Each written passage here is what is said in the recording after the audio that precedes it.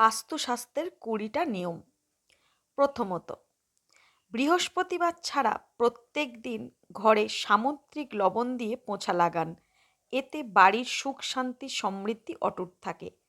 2, বিছানার সামনে আয়না কখনো লাগাবেন না, এতে নেগেটিভ এনার্জি আসে। 3, খাবার খাওয়ার পর থালায় কখনো হাত ধোবেন না। প্রতিদিন বাড়িতে কর্পূর অবশ্যই জ্বালাবেন, এতে বাড়িতে পজিটিভ এনার্জি প্রবেশ করে।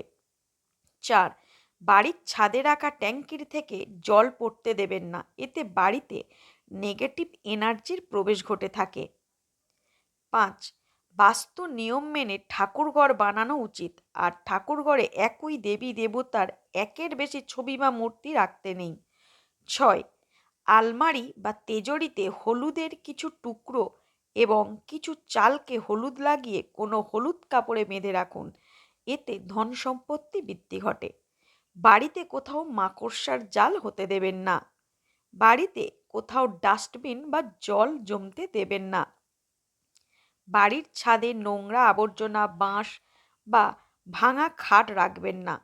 কখনো ব্রহ্ম মুহূর্তে বা সন্ধ্যাকালে ঘরে ঝাড়ু দেবেন না। ঝাড়ু সবসময় এমন জায়গায় রাখবেন যাতে বাইরে থেকে আসা কোনো লোকের চোখে না পড়ে। ঝাড়ু বিছানার নিচে রাখবেন না। ঘরের ঈশান কোণকে সবসময় পরিষ্কার আর খালি রাখুন। বাথরুমকে সবসময় ভেজা রাখবেন না, এতে বাড়িতে নেগেটিভ এনার্জির প্রবেশ ঘটে থাকে। ঘরের দেওয়াল, পর্দা বা চাদরে বেগুনি কালো রং ব্যবহার করবেন না। নিজের বেডরুমে কোনো ঠাকুর দেবতার ফটো লাগাবেন না। লোহার খাটে ঘুমানো উচিত নয়, এতে স্বাস্থ্যহানি হতে পারে। রবিবারে কখনো তুলসী গাছে জল ঢালতে নেই। দক্ষিণ পূর্ব দিশার কোনো সবুজে পরিপূর্ণ ছবি লাগান। রান্নাঘর সবসময় বাড়ির দক্ষিণ পূর্ব কোণে হলে খুব ভালো। বন্ধুরা, ভালো লাগলে প্লিজ লাইক, শেয়ার ও সাবস্ক্রাইব করে পাশে থাকবেন। Thanks for watching.